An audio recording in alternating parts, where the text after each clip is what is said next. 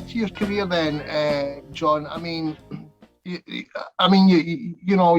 came through the sort of period of time, but now you're doing drum and bass. Now you're doing massive drum and bass nights all over the country, etc. I mean, did you fall out of love with house music? Did you fall out of love with that kind of sound? Yes, I did. House, if 4/4 in general, be it techno, be it house, be it happy hardcore, and so on and so forth.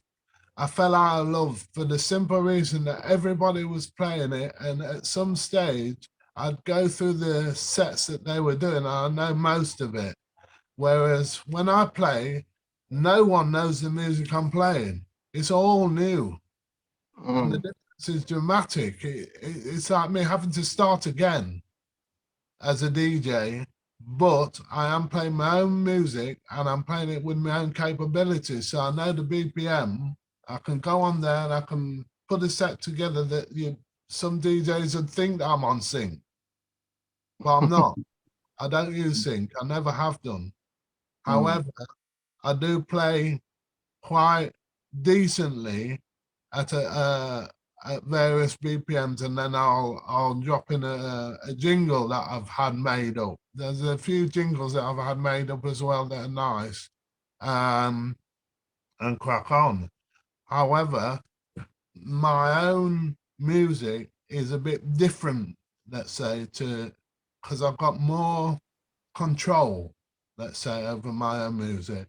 And I've Mm. done some remixes that people would be entertained by, but I've also done a lot of music that people don't know about. Yeah. So why drum and bass then? What got you into drum and bass? What was the? I started emceeing at various big events on the drum and bass, and basically I got quite into it because of the pace for 175, 174, 180 BPM, rather than the 124, 146, whatever it is of house and so on and so forth. Um, Now, for me, it generates so much ability to let's say, mix the genres up. I mean, I've used some house, I've used some hip hop, I've used various different styles of music to incorporate into the drum and bass that I make. Mm, yeah. So I mean, there's that famous the Great Percussion album that was made for hip hop, and it was made in New York way back when, with way before hip hop, and it's the most sampled album of all time. And it was a group of percussionists that got together, and they all threw in $100 each, and they hired the studio. Amen. Apache.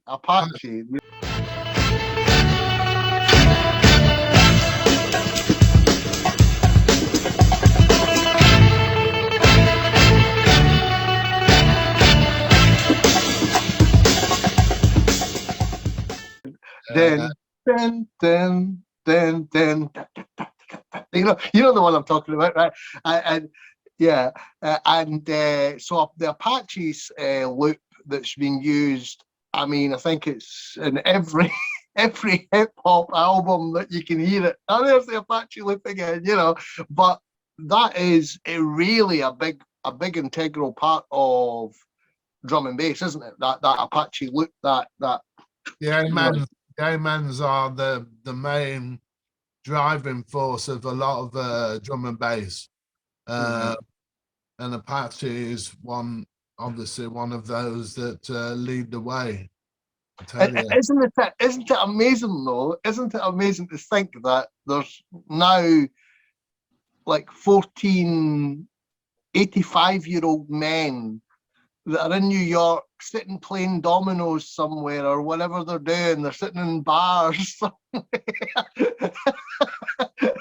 and they all spent $100 in back in the day, made this album that sold like, you know, whatever it's, and it's been the most, and they've created all these scenes, rap and, you know, and this, that, the next thing, and their bit of percussion that they played, they'll still be arguing over it. You know, I played that part. Isn't that amazing? Amazing, it is, mate. And the difference is for me is drum and bass is so, there's so many different strains as well, like the liquid and so on and so forth, and then you get harder like Simon Bassline style, you get the jump up, and you get so many different genres within the drum and bass genre that I love it so much.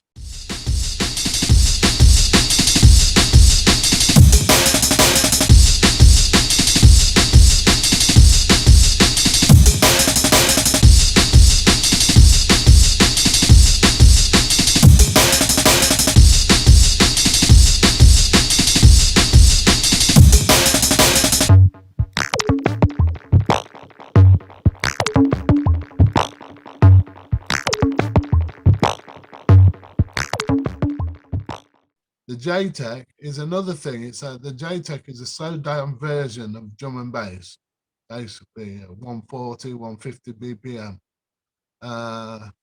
But it's quite new. The JTEC is a lot less known than drum and bass, but it is out there. Mm. And you know, I mean, for you then, being as talented as you are at DJing, and again, I'll put in little video snippets of what I can find of you. But I remember watching you, being blown away, and being a DJ myself. And that, you know as well as me, John, you know, I could go in there, I can rap, I'm charismatic, I can mix, I can do this, I can do that. For me to go out there and say you were the best DJ I've ever seen, and that's it, and in a nutshell, and nobody will change my mind about that. But the reality is, what was your influences? Who had you seen prior to you? Because you were the first DJ I'd ever seen drumming. You were the first DJ I'd ever seen drumming and MCing and DJing. Most DJs had an MC, but they never did it themselves. Or if they did MC, I mean, it was the old school Stevie Sale in Blackpool scenario where it's like, all right, people, put your hands in the air and all that cheesy stuff, which is not what you did. Or, you know, I mean, what gave you the idea, and where did you get that from, that concept of putting that together back in the day? Believe it or not, I didn't follow anybody. That's my rule. I had to go out there and do my own thing, but show what I was capable of. I drumming, the drumming I used to drum at home. I was in a marching band. I used to play bugle and snare drum. And then from there, I moved up to the Army Cadets when I was very, very young and started a band there, started a band from scratch. We only had two people that could play. One could play the bugle by blowing it, but not play a song or too many notes. And the other one could hit the drum, but he couldn't play it. So he couldn't do a roll, he couldn't do anything, no flam taps, no nothing. So I started a band from scratch, and we had a full marching band within 9 months, I think it was. A full marching band that went around the country and did various different salutes and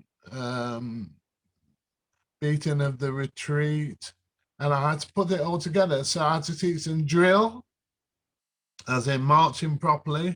I had to teach them making a circle, doing a figure eight, back to the circle, marching in columns, marching in single file, back into a circle, then turn inwards, and then turn outwards again, and start playing together.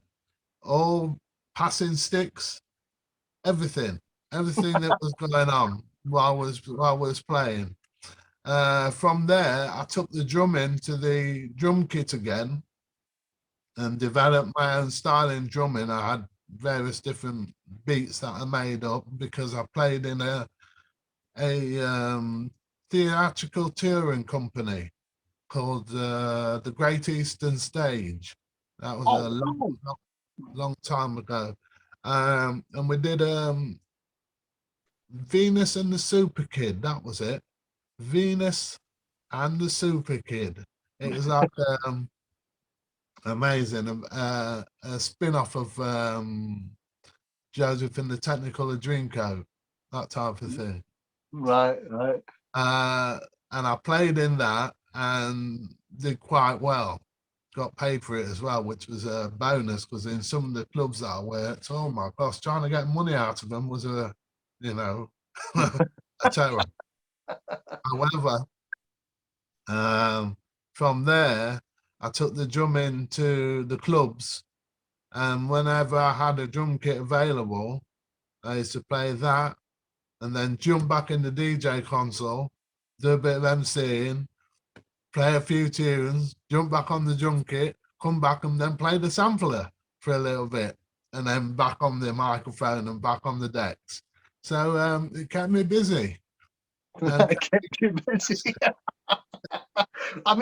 It's an amazing concept. You know, and when you consider the modern DJs today, and I'm not dissing the modern DJs. I'm not putting the modern DJs down. Some of them are very, very good, but I'm talking about from the entertainment point of view. The last thing I want to do when I see people live is them looking at a mixing desk for 2 hours, and that's all they do. I mean, I want to be entertained. DJing is a form of entertainment. It's a form of for the people that are going to that event or rave or concert or drum and bass night or whatever it is. It's a form of entertainment. And like I say, there are very few DJs that have caught my eye. And I look at DJs now and I think, you know, it's. I mean, I'm really kind of into helping other people get into the industry. I'm into looking at kids today and saying, right, they want to be a DJ. They see the money, they see the lifestyle. As you and me both know, it's not as easy as that. But what advice would you give to somebody starting out today, John? You know, if they were starting out today and they wanted to become a DJ, what advice would you give to them? Well, surprisingly, I went to college and I learned to teach people to DJ, MC, drum, play hand percussion. And my best advice would be to learn your own style, because a lot of people want to follow other people and they want influence from other people, and that's all they can do. And if they can't get on the tip of how the other person wants to work or did work through them, it's impossible sometimes. Sometimes it's impossible to learn how to do what somebody else does because they want to do it. So they've got to develop their own style. And that's my best advice I could give. I've got my nephew actually came up for a few lessons, and I've left him alone with his house music and stuff. I told him that I'm just not au fait with house anymore. I can dance to it, I can enjoy, I can chill out to it, but I prefer to keep it new and keep it more. The BPM's up there a lot faster, as you know, as I was explained. But personally, I still follow my own style, and I still do when I make my music. I clarify in that it's got to be a certain original, but it's got to also be inventive. Let's get into production. Amazing advice, John. But let's get into production for a minute. As a music producer, that's basically what I turned into. You know, I started out as a DJ. I became an artist for a very short period of time, and then I decided, bugger this, I'm going to be a music producer, and I put all my eggs into that basket, and that's what I went into, was music production. And so now I'm 30 years a music producer. I'm getting old, geez, but 30 years in music production, uh, but I've made a few drum and bass tracks, but not many. And and I think this is the thing, if your heart's not, if you're not good at it, and you're not following the trend, and you're not passionate about it like you should be, because that's something that you gotta know the scene inside and out, I think, to make good music for that scene. But as a music producer yourself, how do you make your music? What platforms do you use? How do you go about? Well, Okay, I went to music college to start with, at Access to Music, it was called, or still is called. mm, Uh, Basically, I'd been making music previous to that, but I'd been making mistakes. And those mistakes made me feel uncomfortable, let's say, because I couldn't solve what the problem was once I made the actual mistake. When I went to music college, I learned from there to actually be able to clear up those mistakes, for one. For two, I was able to put my own stamp on what I wanted to make my own identity. I made a tune called Bagpuss. Um, I don't know if you can remember Bagpuss, I but do, yeah. Mouse song. Can you remember the Mouse song? We will wash it, we will clean it, we will, so on and so forth. Yeah, yeah. Well, I made a tune called Bagpuss. It's a drum and bass tune, and that was Yeah, yeah. my first big tune. And the college still remember it. They're still giving me fame for making that tune. However, it's a tune that I love, and I love playing out, along with some of the remixes that I've done. And I wonder how I've done them, but we won't go there. However, the tunes that I make in drum and bass are specifically my own. I have my own identity and my own way of putting it out there, let's say. Even when I'm mixing on the radio and various places where I've done my mixing, um, people will remember the sets, and the style of mixing, the style of the show itself. Um, but Bagpuss, oh, you've got to listen to it. I'll send it to you at some stage. Yeah, do that. I'm pretty sure, actually, I heard the first person I heard playing that record was actually a group called the Rat Pack. And Yes, I'm sure they dropped that record one night, the first time I heard it. I'm pretty sure they did. by the Rat Pack one night in Sheffield. I was there on the microphone, and Everson, is it Everson Allen? His Yeah, name, that's right. Yeah, yeah, yeah, yeah, yeah, yeah. and he complimented me on my MC, and I was quite shocked to see like he was on the same bill as me, and yeah, gave me some very nice compliments. That But that amazing, and so you should, so you bloody should, John, as well. I mean, I mean, what equipment do you use to make your drum and bass music now, then, John? I use Ableton, but I started with Logic. All right. Okay. Logic was in college, and Ableton. I've transformed from Logic to Reason, and then Ableton. Ableton I stuck with, and I still make music with Ableton. It's a wicked platform. Yeah, Uh, it's fantastic. Yeah, no, it's great. And what about? I mean, I mean, as far as then now, what's the goals for you now moving forward, John? I mean, I see you on all these flyers and posters for drum and bass nights. I mean, is that the, and you do your own radio show and what have you? I mean, is there I mean, I see that you're producing a lot of music as well. You're producing a lot of drum and bass records. So, I mean, is that the goal? Is just to keep doing what you're doing, or you got? Exactly. Try and keep progressing with the tunes that I've got, and the tunes I've got a hell of a back catalogue, which is extensive. I would say over 5,000 records minimum. So, if people want to hear you, John, on radio, where do they tune in? There's various stations, to be honest with you.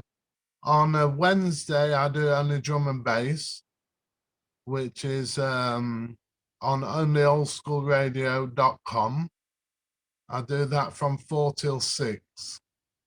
On a Thursday, I do a 4-hour Facebook Live for Raverholics Radio. That's basically Facebook Live. You can tune in and see me doing my business there. I'm not always on camera because I get myself out of the way and let people enjoy the music rather than looking at my ugly mug. And on a Friday, I do 2 shows. I do one on energy1058.com for 2 hours. And then at 6 till 8, I do alphawaveradio.co.uk, which is www.alphawaveradio.co.uk. I'm doing that 6 till 8. Saturday is the last one where I do from 12 till 2, and that's on onlyoldskoolradio.com, but it's not only drum and bass, it's just onlyoldskoolradio.com from 12 till 2. Amazing. John, listen, it's been a real pleasure speaking with you. Amazing. I look forward to getting that tune. We'll play you out on that tune. We'll use some of the clips from Spain. Last question I have for you. Well, actually, 2 questions. What's been the best moment in your career? Oh my gosh. The best moment of my career was MCing and playing when Ronnie Size was on the same lineup in Lincoln at the Engine Shed. And my second would be La Rocca, actually, in Tenerife, where the club held 3,500 people, and we had a woman called Marta Sanchez who came along. She's a very well-known singer in Spain.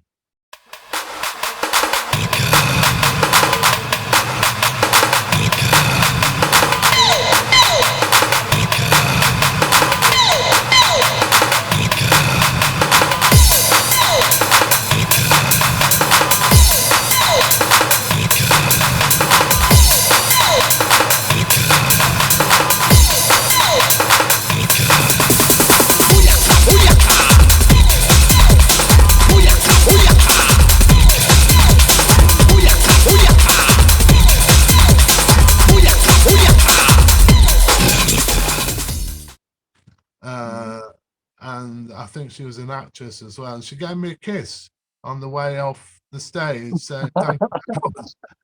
I was quite shocked. I was quite stunned, as to how that happened. How it came about, I'll never know. But she gave me a kiss on the way off.